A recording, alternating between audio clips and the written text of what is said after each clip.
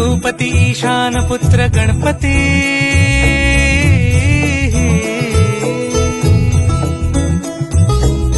पनी सगम पगम पनी सरि सरि दम पगम गरि सरि निरि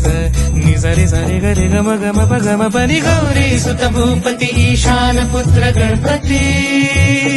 एकदंत दयावंत चार भुजधारी